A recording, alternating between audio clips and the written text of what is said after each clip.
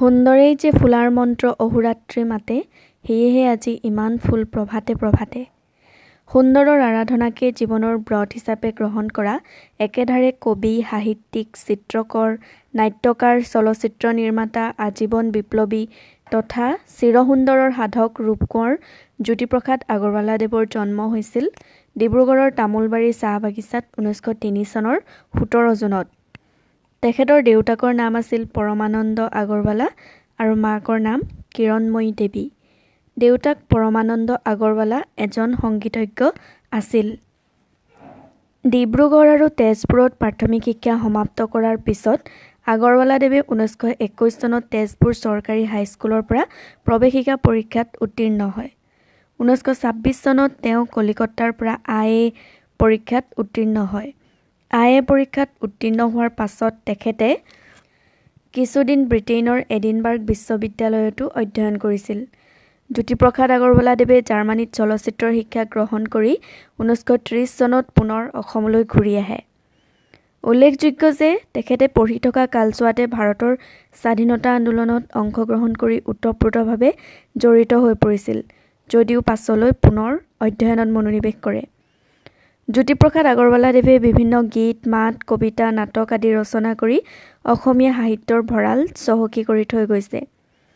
তেখেতে 14 বছৰ বয়সতে ৰচনা কৰা নাটক সোণীত কুঁৱৰী তেখেতৰ সৃজনীশীল প্ৰতিভাৰ অন্যতম পৰিচায়ক। জ্যোতিপ্ৰসাদ আগৰৱালাদেৱে সৰ্বমুঠ 9খন নাটক ৰচনা কৰিছিল।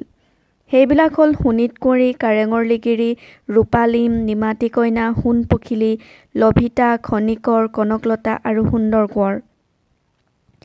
ইয়াৰে সোণ পখিলী, কনকলতা আৰু সুন্দৰ কোঁৱৰ অসম্পূৰ্ণ। একমাত্ৰ লভিতাৰ বাহিৰে আটাইকেইখন নাটকৰ পটভূমি সামন্তীয়, পৌৰাণিক অথবা ঐতিহাসিক। মাথো নিমাতী কইনাৰ পটভূমি লোককাহিনী। জ্যোতিপ্ৰসাদ আগৰৱালাদেৱে বহুতো কবিতা আদিও ৰচনা কৰিছিল। বিভিন্ন ঠাইত সিঁচৰতি হৈ থকা তেখেতৰ কবিতাসমূহ লুইতৰ পাৰৰ অগ্নিসুৰ নাম দি মৃত্যুৰ পাছত প্ৰকাশ কৰা হৈছে। জ্যোতিৰামায়ণ নামেৰে তেখেতৰ আন এখন কবিতা পুথিও আছে। জাতীয়তাবাদ, দেশৰ ঐতিহ্য আৰু বুৰঞ্জীৰ লগত একাত্মবোধ, জনতাৰ প্ৰতি দায়বদ্ধতা, পৌৰুষতা, ভাষা আৰু শব্দ প্ৰয়োগৰ ওজস্বিতা, যৌৱনসুলভ তৃপ্ততা তেখেতৰ কবিতাসমূহৰ প্ৰধান বৈশিষ্ট্য। তেখেতে ৰূপহী, সোণতৰা, বগীতৰা, সোণটিৰ অভিমান, যুঁজাৰু, সতীৰ সোঁৱৰণী, সন্ধ্যা, শিলাকুটি, নীলাচৰাই আদি নামেৰে বহুতো গল্পও ৰচনা কৰি থৈ গৈছে। তেখেতে আমাৰ গাঁও নামেৰে এখন উপন্যাসো ৰচনা কৰিছিল। আগৰৱালাদেৱে শিশুসকলৰ বাবে কুমপুৰ সপোন নামৰ এখন পুথিও ৰচনা কৰিছিল। জ্যোতিপ্ৰসাদ আগৰৱালাদেৱে প্ৰায় 300মান গীত ৰচনা কৰিছিল, যিবোৰক একেলগে জ্যোতি সংগীত বুলি কোৱা হয়। তেখেতে Jyotidhara, Chandrakumar Agarwala, background of Assamese architecture আদি শীৰ্ষক ৰচনাৰে অসমীয়া সাহিত্যলৈ অভূতপূৰ্ব অৱদান আগবঢ়াই থৈ গৈছে।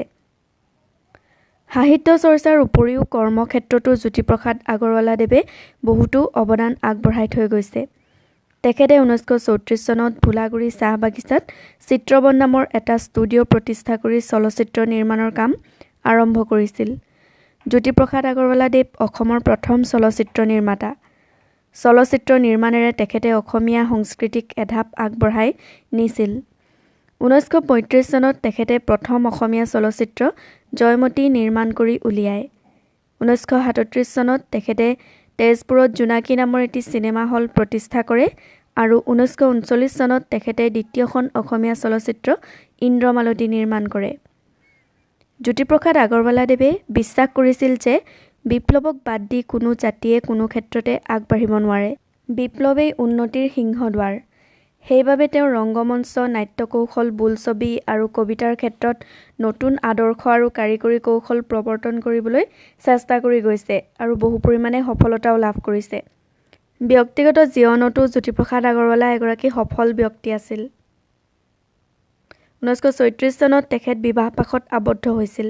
তেখেতৰ পত্নীৰ নাম আছিল দেৱযানী ভূঞা। তেখেত চিন্ময়, বিষ্ণেন্দু, জয়শ্ৰী, জ্ঞানশ্ৰী, সত্যশ্ৰী, হেমাশ্ৰী আৰু মনশ্ৰী নামেৰে 7টি সন্তানৰ পিতৃ আছিল। সমাজ সংস্কৃতি, ব্যক্তিগত জীৱন, সাহিত্য চৰ্চা সকলোতে বিশেষভাৱে সফলতা লাভ কৰিবলৈ সক্ষম হোৱা এইজনা মহান ব্যক্তিয়ে কিন্তু জীৱনৰ অতি কম বয়সতেই নিয়তিৰ ওচৰত হাৰ মানিব লগা হৈছিল। মাত্ৰ ৪৮ বছৰ বয়সতে তেখেত কৰ্কট ৰোগত আক্ৰান্ত হয় আৰু ১৯৫১ চনৰ ১৭ জানুৱাৰীত অসমীয়া সমাজ সংস্কৃতিৰ এই অন্যতম পুৰোধা ব্যক্তিগৰাকীৰ তেজপুৰত মৃত্যু হয়। জ্যোতিপ্ৰসাদ আগৰৱালাদেৱে কৈছিল, সুন্দৰৰ পূজাই হৈছে কৃষ্টি বা সংস্কৃতি। সংস্কৃতিৰ পূৰ্ণ বিকাশতেই মানুহৰ জীৱনৰ পূৰ্ণ আনন্দ। মানুহে সংস্কৃতিৰে সভ্যতাৰে সুন্দৰক জীৱনলৈ নমাই আনিবলৈ ব্যাকুল। উৰেটো জীৱন সুন্দৰৰ পূজা অৰ্চনা কৰি সংস্কৃতিৰ বিকাশ সাধন কৰিব বিচৰা জ্যোতিপ্ৰসাদ আগৰৱালাদেৱৰ শিল্প সাহিত্য কলা সংস্কৃতিৰ অম্লান বন্তি গছি অসমৰ সাহিত্য সংস্কৃতিৰ মণিকূটত আজিও অক্ষয় অব্যয়ভাৱে উদ্ভাসিত হৈ আছে।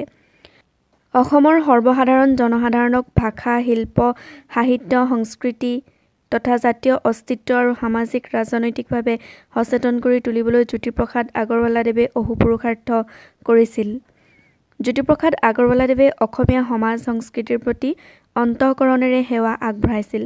তেখেতৰ এই মহান ত্যাগ আৰু অৰিহণাক শ্ৰদ্ধা জনায়েই তেখেতৰ মৃত্যুৰ দিনটো শিল্পী দিৱস হিচাপে উদযাপন কৰা হয়।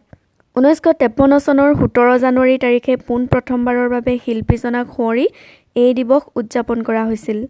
প্ৰথম অৱস্থাত এই দিনটো জ্যোতি দিৱস হিচাপে পালন কৰা হৈছিল। পৰৱৰ্তী সময়ত জ্যোতি দিৱসক শিল্পী দিৱস হিচাপে নামকৰণ কৰা হয়।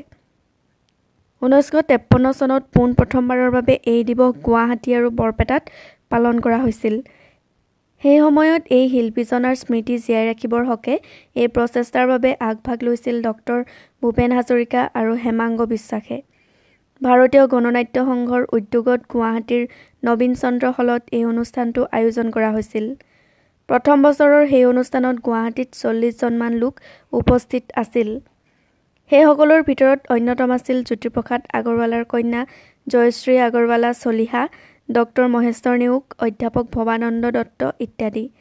একেদিনাই বৰপেটাত আয়োজিত অনুষ্ঠানত অংশগ্ৰহণ কৰিছিল শিল্পী দিলীপ দত্তই। ১৯৬১ চনত অসম চৰকাৰে জ্যোতিপ্ৰসাদ আগৰৱালাদেৱৰ স্মৃতিত এটি ষ্টুডিঅ' প্ৰতিষ্ঠা কৰাৰ সিদ্ধান্ত লয় আৰু ষ্টুডিঅ'টি জ্যোতিচিত্ৰবন নামেৰে নামাকৰণ কৰা হয়।